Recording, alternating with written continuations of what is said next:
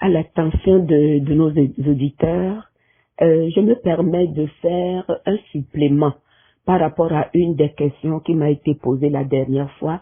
Qu'est-ce que je pense des suppléments alimentaires? Et dans ma réponse, j'avoue que je n'avais pas nuancé ma réponse. Je disais que je préférais un bon régime, une bonne diète, c'est-à-dire un régime qui va donner les nutriments provenant des aliments frais, bio et locaux, qui permettra à l'organisme de tirer le meilleur des nutriments dont il a besoin, c'est-à-dire l'eau, les lipides, les glucides, les protéines, les vitamines, les oligo-éléments, en même temps que d'aller se supplémenter, parce que les suppléments, comme je l'avais si bien décrit, c'est quelques molécules qu'on va isoler d'une plante ou d'un aliment pour faire un complément.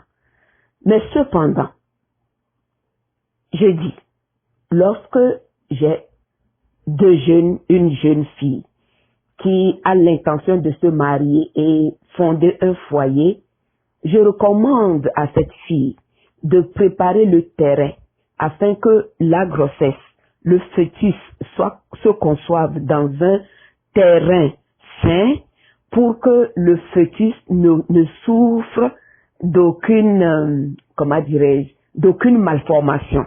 Alors pour cela, je prescris la vitamine B9 parce que la vitamine B9 va préparer le terrain et ça va éviter les fausses couches, ça va éviter les malformations congénitales. Donc, je vais prescrire la B9, complément alimentaire, disons, c'est une vitamine que je prescris pour que la grossesse se fasse ou se passe en de très bonnes conditions jusqu'à l'accouchement. Je prescris également la vitamine D. Et là, je vais être très explicite. La vitamine D, c'est celle-là que nous recevons des rayons solaires sur la peau. Ça va synthétiser la D qui va aller permettre le calcium de se fixer sur les os. Alors, ceux qui habitent au sud de l'hémisphère, c'est-à-dire ceux qui sont dans les pays tropicaux, où ils ont le soleil à l'année longue, c'est-à-dire ils ont le soleil toute l'année, une complémentation en D3 n'est pas indispensable. Mais ceux-là, de couleur noire, qui habitent au nord de l'hémisphère, c'est-à-dire ceux qui sont dans les pays nordiques, comme le Canada, proche du pôle Nord, où il neige, où on passe 6 mois d'hiver ou 8 mois d'hiver. Il nous arrive, nous, au Canada, de passer 8 mois d'hiver. On commence déjà en automne, en octobre jusqu'à mars, voire même jusqu'à avril. On n'a pas de soleil. Ce n'est que la neige et tout est gris. Donc, nous n'avons pas de soleil. Alors, ça devient une obligation pour ces gens de race noire, de même que de race blanche, de se supplémenter en vitamine D3. Et pourquoi? Parce qu'une carence en cette vitamine, pour les enfants, ça va créer, les enfants ne vont pas bien croître, la dentition va être tardive, ils vont marcher de manière tardive parce qu'ils sont en déficit de la vitamine D3. Et les adultes également, un manque de cette vitamine. Les adultes qui vivent dans les pays nordiques où il y a la neige, où on passe 6 à 8 mois d'hiver, ils doivent se supplémenter parce que le manque de cette vitamine D3 va provoquer, ça va même jusqu'à causer des cancers et des maladies auto-immunes. Donc je dis, la supplémentation en vitamine D3 devient obligatoire pour les personnes, enfants et grands, femmes enceintes ou non enceintes, vivant dans l'hémisphère nord, de pouvoir se supplémenter en vitamine D3. C'est très important. Il y a également une autre vitamine, la vitamine D12, souvent décriée par ceux qui sont sous le régime carné pour effrayer les véganes et leur dire si vous ne prenez pas des suppléments de la vitamine B12, une carence, ça va vous causer des problèmes de santé. Je dis ceci, c'est pas moi qui le dis, c'est la science. C'est la science qui le dit.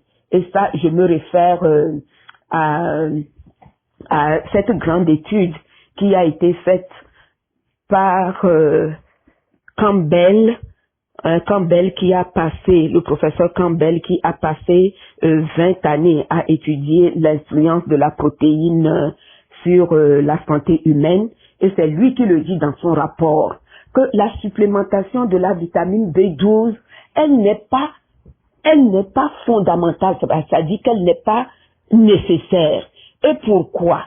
D'abord, ceux-là qui étaient carnés et qui sont devenus véganes, pendant 3 ans, à partir du jour où ils sont devenus véganes, ils ont encore des réserves de la vitamine B12 dans leur organisme. Et si carence en vitamine B12 devait survenir, c'est après ces 3 années. Mais alors, l'organisme, à travers notre microbiote, chaque jour, fabrique des vitamines. Nous avons la vitamine K, les vitamines B, dont la vitamine B12, qui est produite chaque jour, chaque nuit. Pendant que nous dormons, la nature fait bien les choses. Dieu est merveilleux. Et n'oubliez pas que nous sommes des créatures merveilleuses. Notre corps est tellement merveilleux et complexe. Pendant que nous dormons, cette vitamine, elle se crée à partir de notre microbiote intestinal et ça remonte jusqu'à la bouche la nuit. C'est pour cela que le matin, quand nous nous réveillons, c'est pas la peine de courir immédiatement aux toilettes pour se brosser. Il est conseillé chaque matin, avant d'aller faire votre toilette buccale, prenez un verre d'eau. Et ce verre d'eau, qu'est-ce qu'il va faire? Il va ramener la vitamine B12 qui a été sécrétée pendant la nuit. Ce verre d'eau va le ramener dans le système digestif. Donc tout naturellement, cette vitamine B12, tellement décriée par ceux qui veulent effrayer les véganes, l'organisme le produit.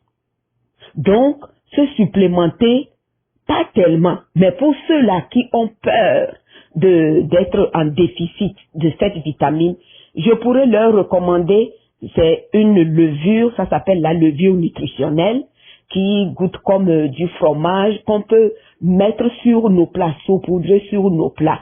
Et ça vient en quelque sorte redonner cette vitamine B12.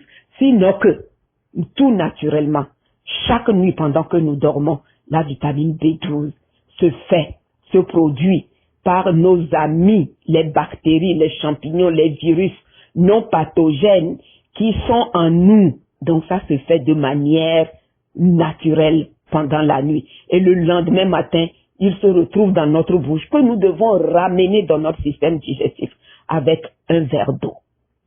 Une autre façon d'avoir la vitamine B12, probablement que vous n'allez pas me croire, mais le fait d'être en contact avec la terre est scientifiquement démontré que c'est parce que les aliments que nous consommons maintenant, ils sont dénutris, c'est-à-dire qu'on arrose de pesticides qui tuent ces micro-organismes qui sont dans la terre. Ça les détruit de telle sorte que lorsque nous les consommons, au lieu de les avoir sur la pomme de terre, sur la carotte par exemple, parce que la terre a été arrosée de pesticides, on n'a plus ces micro-organismes qui vont nous donner la B12. Vous voyez? Mais scientifiquement, si nous travaillons la terre, et ça rejoint mon conseil sur la pollution électromagnétique, travailler la terre avec la main dans la terre, nous allons, de par la terre, parce que nous sommes également en contact avec la terre, avoir la vitamine B12. Inimaginable, mais pourtant vrai, démontré scientifiquement. Et ça, je vous le renvoie à l'étude de Campbell.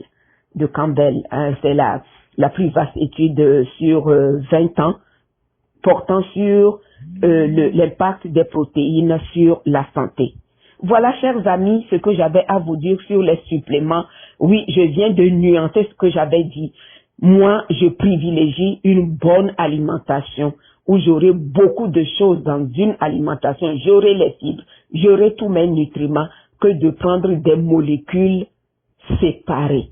Mais cependant, lorsque ça devient une urgence, quelqu'un qui est complètement affaibli, dénutri, je pourrais le booster par des multivitamines. Alors, je le redis, je nuance, je ne vous dis pas non, mais si vous voulez en prendre, que cela soit vraiment, vraiment approprié. Demandez à un conseiller, à quelqu'un qui s'y connaît, de vous faire une prescription appropriée. N'y allez pas à l'aveuglette. Ne vous confiez pas à ceux-là qui vous vendent de ces suppléments sans pour autant correspondre à vos besoins. Donc voilà le complément que j'avais à ajouter par rapport à la réponse que j'avais donnée concernant les suppléments.